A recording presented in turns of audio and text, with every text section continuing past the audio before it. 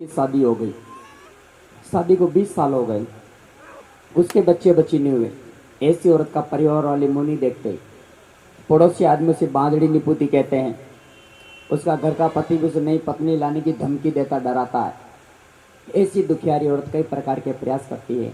Doctor, नीम, हकीम, औजा, बोपा, ताबिचा, साधु, संत, राखोड़ा, पीर, फकीर, देव दियाड़ी सभी प्रकार के प्रयास कर लेने के बाद में भी अगर उनके संतान नहीं हुई है तो महाभारत और रघुवंश नामक शास्त्र के अनुसार हमारे पूज्य गुरुदेव भगवान बताते हैं 4 नियमों का पालन करें। भगवती गौ माता की कृपा से लास्ट समय सीमा 2.5 साल, 2.5 साल के अंदर अंदर 100% निसंतान की गोद में बच्चे बच्ची की किलकारियां गूंजेगी गूंजेगी। आपकी भैंस आपको दूध देती है मगर मेरी गाय माता निपूतों को पूत देती है। आइए कैसे निपूतों को पूत देती है, कैसे गाय माता बांझ का गोद हरी करती है। बोलो गौ माता की। आइए ध्यान पूर्वक सुनिए। पहला नियम है जिसके संतान नहीं हो रही है कि महाराज हमारे तो पोता पोती हो गए, अब हमारे क्या काम का। आपके पोता पोते दोती के, अपनी पोती के, अपने बेटे के या बेटी की जिनके संतान नहीं हो रही है उनको बताएं, अरे किसी निपुतों को पूत मिल जाएगा आपके सुनने से, आपके बताने से, गाय माता की सेवा से, तो वो जीवन भर आपका गुण गाएगा। पहला नियम, घर या खेत में छोटी सी क्यारी बना लो, उसे खोद लेना। साल भर पुराना देसी गाय माता का गोबर जो खाद बन गया उसमें डाल देना। नीम के, तुलसी और पीपल के पत्ते उसमें डाल दो ताकि वो जगह शुद्ध हो जाए। फिर उसे वापस खोद लेना। उसके बाद देसी कपास के बीज, ध्यान रखना बीटी हाइब्रिड ना हो।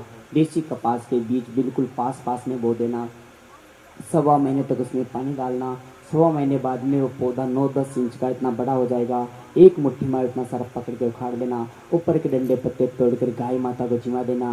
नीचे की जो जड़ें बचती उसको साफ पानी से धो लेना ताकि मिट्टी साफ हो जाए। फिर बाद में उसे तेजी से बारीक बारीक काटना, छोटे छोटे चावल जैसी, और देसी गाय माता के दूध में उबाल कर उसकी खीर बनाना। शक्कर मत डालना। 1 कटोरी देसी कपास की जड़ों की खीर उस बांझ स्त्री को 1.25 महीने तक पिलाना। 1.25 महीने बाद में जाकर आप चेक कराना, उसकी बच्चेदानी की जो समस्या थी, यूट्रस की प्रॉब्लम एकदम सामान्य नॉर्मल हो जाएगी। तो पहला काम देसी कपास के जड़ों की खीर उस बांझ स्त्री को पिलाना।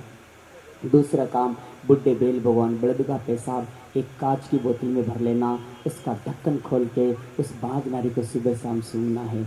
महाभारत के विराट प्रसंग में ये बात लिखी हुई है कि वृद्ध बेल का मूत्र सूंघने से बंध्या नारी का बांझपन दूर हो जाता। ये बात 5,500 साल पहले अपने धर्म ग्रंथ महाभारत में लिखी हुई है। मगर आज आपका विज्ञान डॉक्टर भी कहता है कि वृद्ध बेल के मूत्र में अमोनिया सहित ऐसी कई प्रकार की गैसें होती हैं जिसको नारी सूंघती तो उनके यूट्रस की प्रॉब्लम, बच्चेदानी का संक्रमण दूर हो जाता। जब बांझ नारी बुढ़े वृद्ध बेल का मूत्र पेशाब सूंघती है तो अमोनिया सहित विशेष प्रकार की गैसें उस नारी की नासिका मार्ग से होती हुई फेफड़ों तक जाती है, वहाँ से रक्त अवशोषित करके गर्भाशय तक पहुँचाती है, जिससे बच्चेदानी का संक्रमण, यूट्रस की प्रॉब्लम या वो नली का जो नली होती है वो छोटा मुंह है तो उसका मुंह खुल जाता है बुड्ढे बैल का मूत्र सूंघने से।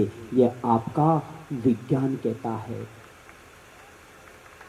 पहले हजारों में कोई एक आध आदमी निपुता बांझड़ा होता था, क्योंकि पहले हर घर में बूढ़े बड़े होते थे। बूढ़ा बेटा घर में रहते, घर पे मरते, मूत्र त्याग करते, तो उस विशेष गैसों के प्रभाव से नारी सूंघती थी। उसके प्रभाव से पहले बांझपन की समस्या नहीं के बराबर थी। अगर आज बुड्ढे बेल नहीं हमारे घर में तो स्थिति क्या हो रही। फर्टिलिटी सेंटर पर जाकर देखो, वहाँ पर निपुत और बांझड़ों की आज लाइनें लग रही है। तो दूसरा काम, बुढ़े बड़द का, बुढ़े बेल का पेशाब उसको सूंघना है। तीसरा काम, किसी डॉक्टर ने कहा कि पिता नहीं बन पाएगा, ये बाप नहीं बन पाएगा, इसकी शुक्राणु नहीं है तो कमज़ोर हैं, तो आइए उसके लिए क्या करना। 1 कप देसी गाय माता गौमूत्र 8 तय किए हुए कपड़े से छान कर उसको पीना है खाली पेट। और 1 कटोरी देसी गाय माता का दही, उसमें कनक के दाने जितना सा चूना मिलाकर उसको पीना है। अश्वगंधा, स्थावरी चूर्ण, सालम मिश्री, सालम पंजा, ये 4 चीज़ें 100-100 ग्राम, और सफ़ेद मूसली, केसर और कौच बीज, ये 3 चीज़ें 50-50 ग्राम, इनको मिलाकर कूटना है। 1 चम्मच देसी गाय के दूध में डालकर पीना है। आप ऐसा करें, पुरुष में शुक्राणु की कमी है या शुक्राणु बिल्कुल भी नहीं है, जो भी समस्या है, जिस पुरुष ने पिता बनने की योग्यता खो दी है, इन नियमों का पालन करना, इन गौ माता की कृपा से वो पुरुष भी बाप बनने की योग्यता प्राप्त कर लेगा। बोलो गौ माता की